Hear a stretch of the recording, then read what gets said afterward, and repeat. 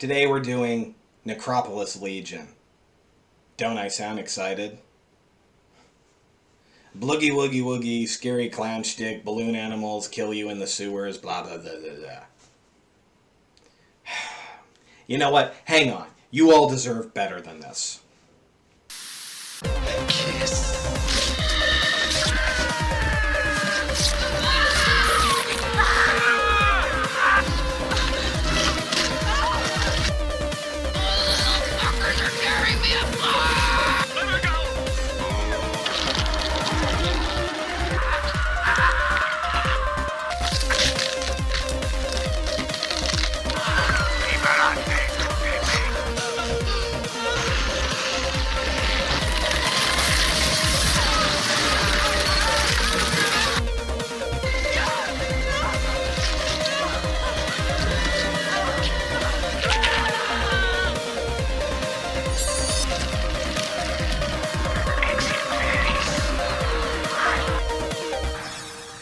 Okay, now I'm better.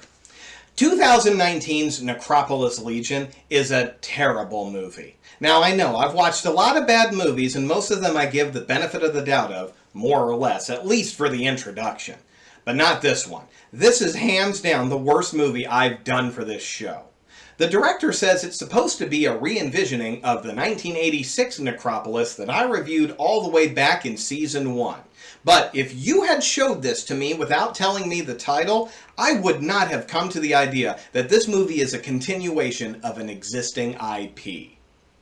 Long establishing shots, elongated sequences, scenes that go way past the point they should have been cut. Whole sections of this movie are dedicated to people doing absolutely nothing. And when they do manage to do something, they do it as slowly as fucking possible. This movie is only 61 minutes long, and the opening and end credits take up about 3 or 4 minutes of that runtime. At one point, while working on this project, I edited out every single second of footage where nothing is happening. And I ended up with a 29-minute video. And I was being generous, and I left the elongated gaps anytime two people were speaking. This movie should come with a goddamn warning on the box, because the amount of artificial filler it's crammed with is definitely hazardous to one's health. At the very least, one should not operate any kind of machinery at least for 2 hours after a viewing. In a day and age of constant rehashes, remakes, re-envisionings, reboots, and retreads, I used to say, hey, why don't you guys stop remaking successful movies and instead take movies that bombed and try to improve them? But this feels like the djinn from Wishmaster twisted my request into the evilest fucking version imaginable. Because this feels like a low-effort community college film student's first attempt at making a full-length feature. So with that ringing endorsement, let's get to the sleaze docket to see if there's anything inside worth salvaging this wreck over. Spoiler alert, there isn't. We have 4 dead bodies, but not really. It's actually more like 1. I'm rounding up to be nice.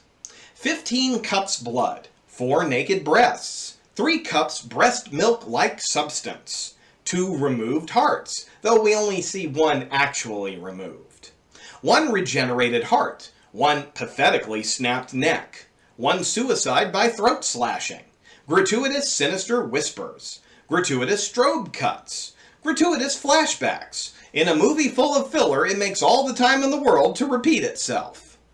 Toothy mouth nipples, toothy mouth nipple milk drinking. Try saying that 5 times fast.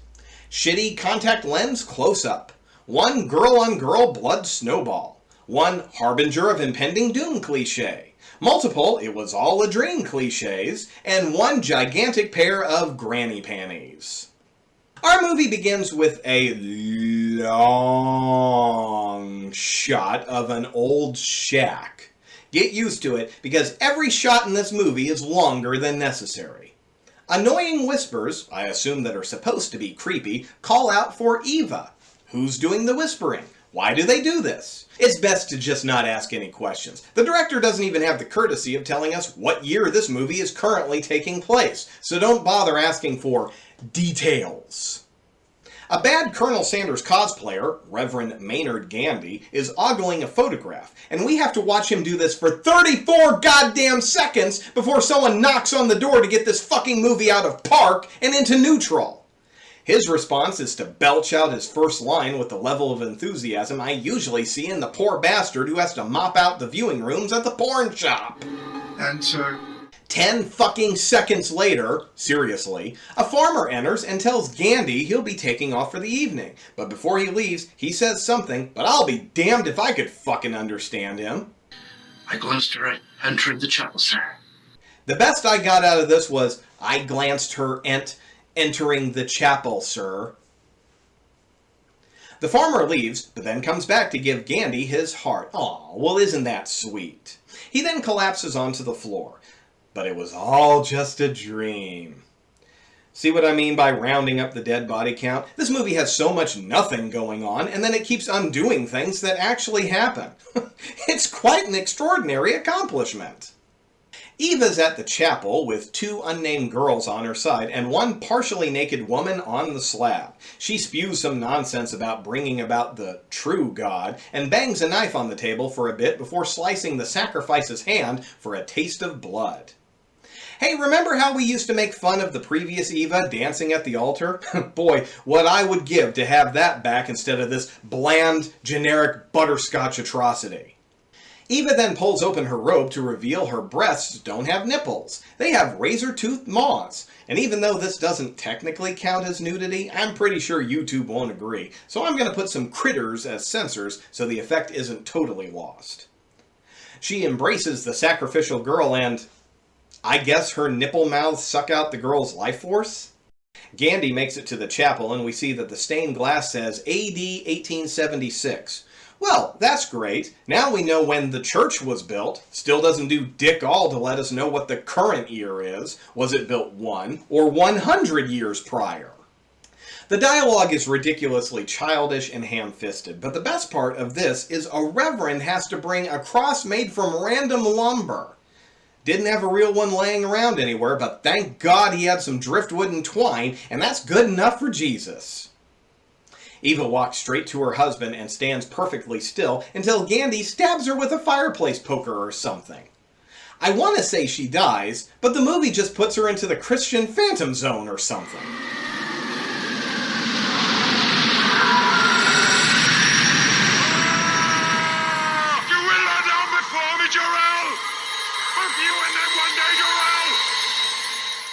Roll the opening credits. Afterwards, we see our main character Lisa, an author who's waiting for a book signing to begin. Her chosen subject centers on the haunted history of small towns and shit like that, and she's popular enough to draw a small crowd, which leads me to a prime example of how this movie does everything as slowly as possible. All we needed was an establishing shot of the crowd and one signing with an enthusiastic fan, but we have to elongate the scene with multiple book signings that add absolutely nothing but time. And you know you've hit the big time when your book signings take place on the wall opposite of the NWO Championship belt. The purple-haired fan gets Lisa to open up a bit, and she talks about how she doesn't believe evil is natural, that people become evil instead of being born that way. She also mentions that she's here to do some research on her new book, which will include this town's spooky history. Suddenly, Lisa is approached by a blonde woman who grabs her arm and warns her that she must leave town immediately, to not write her book about the bad things that went on in the town. That some things must not be spoken or written about. The woman says that you can give life to evil simply by speaking of it or calling it by its name, that they aren't just stories. Lisa then asks if the woman means Eva, which startles the old woman, who then says she can't help as it's already begun. She's coming back. Lisa and her assistant/partner leave the book signing and say their goodbyes for a week as Lisa is heading to stay at Gandy's farm to do some writing. So she gets into her cliché black hearse complete with chain steering wheel and heads to fucking Tristram to go battle Diablo. Don't believe me? Listen to this shit!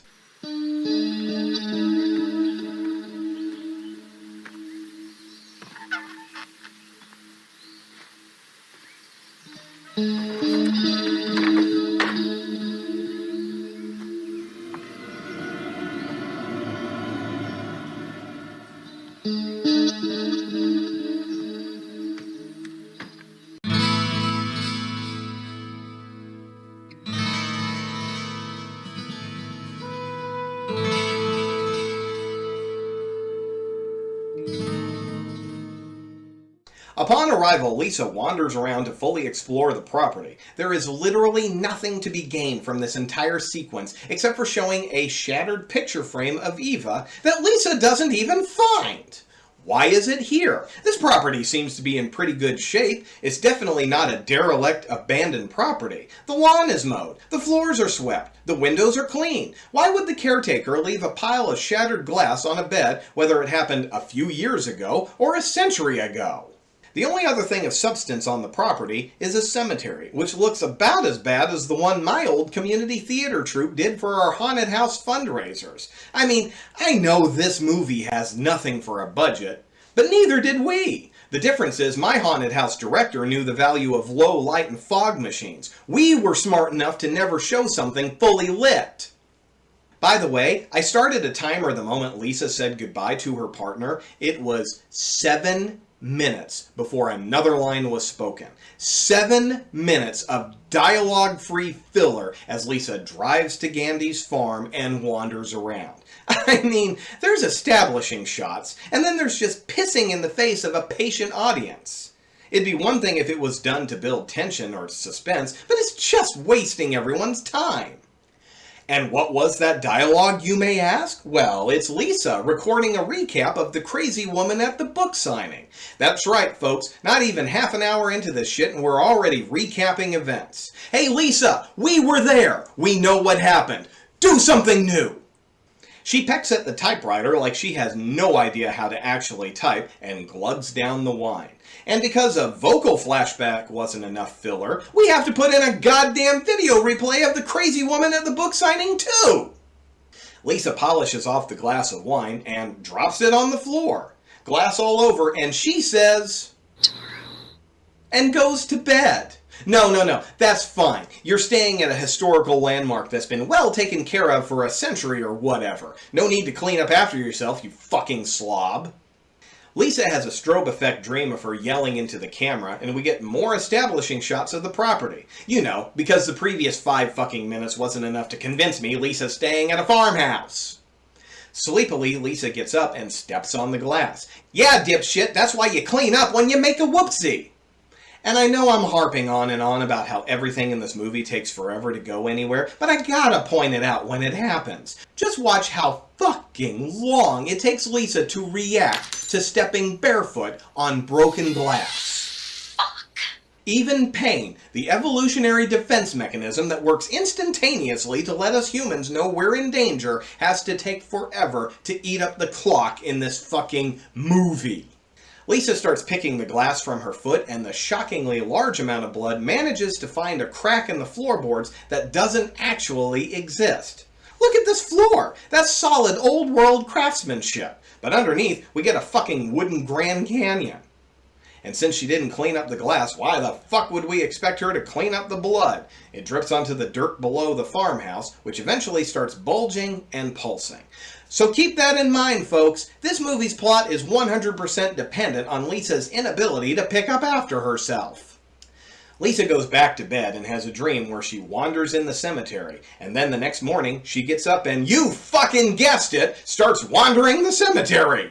Do something! Do something! Do something! She touches Gandy's gravestone and has a convulsing premonition, and we see a hand push its way out of the blood pool. Then we see one of the only halfway decent scenes in the movie, Eva's heart reforming from the blood. And as much as I shit on this movie, I will give the effects crew credit for this. Yeah, it's the old wax sculpture under hot lights filmed in reverse effect we've seen dozens of times, but it was effective in the past, and it remains effective today. Honestly, I'm thrilled anytime I see practical special effects in movies made past 2000. Lisa wanders back to the house and suddenly has a knife, and her hand is covered in blood. Is it her blood? Who knows? She goes back to bed and we get another fucking flashback to the book signing. We then recreate the opening sequence, but Lisa takes Gandy's place and Eva is where the farmer stood. Jesus, even when this movie does something new, it's repeating itself. Eva flashes her chewy titties and rips her heart out of her chest, which actually looks pretty good. I just wish the cameraman would stop having a seizure every time something happens so the audience can enjoy it too. Eva plunges her heart into Lisa's chest and she wakes up. We then visit the crazy woman from the bookstore who is staring into the mirror having her own strobe jump cuts. Lisa appears in the mirror and says, Help me. The next sequence is 90 solid seconds of Lisa thrashing about on the floor, screaming and moaning and begging for help. We're supposed to be freaked out, but all I can think is, those are the biggest goddamn panties I've ever seen in my life. She goes to the table, yeets the checkers right the fuck out of the way, and starts banging the knife onto the surface. She then has a fantasy about some garden lesbians or something. Who cares? Fuck you. And then suddenly she starts slinking around the house like she was Yvette Vickers in Attack of the Giant Leeches. The crazy woman decides sitting in her rocking chair isn't going to help out, so she gets up and walks to find Lisa. That's right, walks. In the middle of fucking nowhere farm country, she chooses to walk down this long-ass goddamn gravel road instead of driving. We haven't done anything quickly in this movie yet, and by God, we're not gonna start now. When she gets to the farmhouse, she finds Lisa already possessed by Eva. What do you want, whore? So Crazy Lady rattles on and on, letting Eva know she's aware of the situation.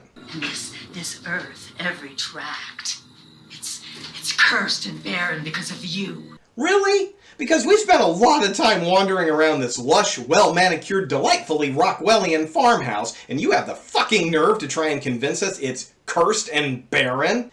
Hey, movie studios, if you want your movie to be filmed on an abandoned barren farm, then have your location scout find an abandoned barren farm. They exist. I promise you. And if you can't find one, at least be smart enough to never film the goddamn property in the daytime. Cover that shit with fucking smoke machine fog. Or have someone bring in some fucking dead trees to lay around. Jesus jumped up Christ on a Trisket!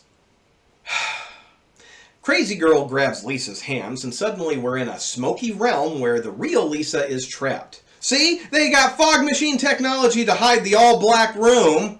She says Eva's plan requires a willing bride, a person who voluntarily agrees to take her hand and be her equal, and she'll be free to walk the earth to summon her master, and that Lisa must stop that plan no matter what the cost. Honestly, this scene is so hard to take seriously because Crazy Lady plays it like Glinda, the Good Witch of the South. Oh, you must be the one to stop the Wicked Witch of the West. You had the power all along. Just click your heels 3 times and say, "There's no place like Necropolis. There's no place like Necropolis." The trance ends and Eva grabs Crazy Lady by the throat and, I guess, snaps her neck. So Eva Lisa goes to the church where the Craigslist witch crew is standing by, and Eva's body lies on the altar. Eva Lisa climbs on top and performs a bloody snowball into Eva's mouth, transferring her soul or whatever. Who cares? Fuck you. Now Lisa's on the altar and it's time to become a bride. Eva flashes her chewy titties once again. By God, we paid for them. We're getting all the mileage we can from them. The rent-a-wenches lean in for a sip of what I hope is milk, and there's absolutely no reason given for why this is happening. But at this point, I'm just thrilled to see something actually fucking happening. We could have gotten 30 more seconds of fuck all. Eva says if Lisa refuses to become her bride, she will hunt down everyone she loves. So I guess she doesn't have to be a willing bride after all, because it's not voluntary if you're being threatened. So instead, Lisa slashes her own throat, which magically erases the entire movie, and we start all over again! We're back at the book signing and everything's gonna be alright. But uh-oh, this time Eva's first in line for her autographed copy. And instead of a look of terror, dread, or even annoyance, Lisa just looks like I do when I'm trying to take a difficult shit and my only hope is focusing 100% of my attention on the bathroom wall tile across from the toilet. The end. Ugh. Hands down the worst movie I've done on this show. And I didn't forget about God Monster of Indian Flats. Say what you will about that one, but at least it had the decency to show us a movie and not endless stock footage and establishing shots. Legion was just inexcusably bad. Not counting the endless padding and filler, my biggest complaint would have to be the handling of Eva. In the original movie, Eva was this malevolent force that always was one step ahead of the police. She also had a goddamn personality. Plus, the movie didn't fuck around. We had the opening where she sacrificed a girl on the altar, and then BAM! Immediately cuts to modern-day New York. It was the 80s. We were all coked out of our minds, and we got shit done. Eva was this blonde spark plug. She knew what she wanted, and she didn't let anyone stand in her way. Her powers included being able to know your deepest fears, and she used them to destroy you. Whether you were an obstacle or someone who could assist her, she fucking killed your ass and went on with her mission, and that's what made her a great horror antagonist. But in Legion, Eva's been reduced to a hollow mannequin whose only job is to showcase the new horror titties. I mean, Necropolis had the famous 6-boob feeding scenes, but those were very short moments of the film. In Legion, there isn't a single moment you see Eva without her monster tatas. It's no longer a gimmick. It's who Eva is now. It's just disappointing how director-writer Chris Alexander took the one infamous scene from the original and ignored everything else. Yeah, the original movie was bad, but it was never boring. Ali Chappell played Eva this time around, and I definitely don't want to put all the blame on her performance. There's only so much you can do with a script with nothing in it. But her performance was so lackluster compared to Leanne Baker. I mean, just look at the two side by side. You want to kill yourself. Block out her thoughts. You can do it, Billy. Your life isn't worth shit! Do it! Kill yourself! You couldn't stop your partner. Fight it. Fight it, Billy. I control your mind. You want me to! Tonight, the world as you know it ends. This is the dawn of a new era, baptized in blood. Your blood, husband. Necropolis was a movie about a witch busting her ass to get shit done. Legion is a movie about a timid writer who can't clean up after herself. Now, given the choice between those two descriptions and nothing else, which one would you choose? And while we're talking about Lisa, I want to point out something that this movie really could have capitalized on, but, like everything else here, did nothing with. When approached by the creepy old woman, Lisa says this ridiculous line. And why would you want any of your town's history, good or bad, to be lost? Bitch, are you like 3 years old? There are plenty of reasons people want the bad parts of their town's history to be lost. Personal reasons, financial reasons, sheer fucking embarrassment. For as long as people have been writing events down, there have been others who worked just as hard to destroy that record. All you gotta do is turn on the damn news to see exactly how hard people are currently working to suppress the truth. This one line reveals Lisa to be incredibly naive and immature. She's signing her past books about the haunted history of towns, so one could assume this idea of finding town records difficult to uncover would have surfaced at some point in her own career. She even says, I simply want to listen and write and present my findings to the world. which is admirable. But why the fuck do you think it falls to you to find that shit in the first place? If it wasn't hidden, it'd be common knowledge. Your whole career is to uncover the truth, and this one line shows how ignorant you are because you don't even understand why it's up to you to uncover said truth. It's one of those moments that make you realize the scriptwriter has no idea what's going on.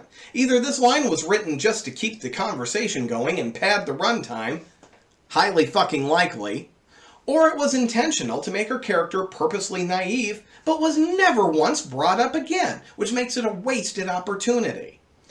Honestly, wouldn't the plot of naive writer goes to town and stirs up a hornet's nest full of trouble and has to grow as a person to figure a way out be infinitely better than the nothing story we ended up with? And there's absolutely no reason why that story couldn't have taken place in the Necropolis universe. Whew. Okay, rant over. Sorry, this movie really got to me. The only thing Legion does well is remind you of how much effort people used to put into crappy movies. It also reminds me of why I'll always choose a bad movie from the 80s if my only other option is a horror movie that came out in a year beginning with a 2. So until I greet you again, this is your old pal Sugar Pants, and I need a fucking drink.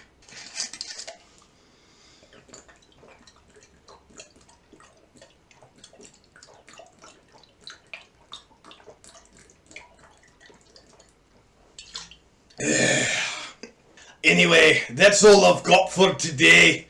Go away now!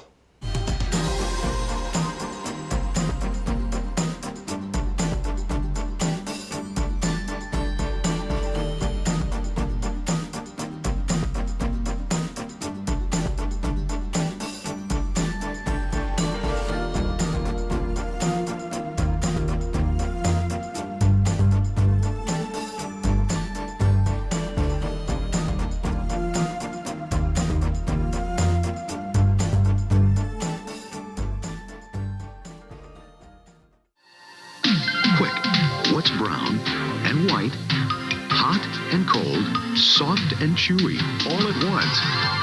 How did you guess? The Hot Fudge Brownie Delight at Dairy Queen. We treat you right.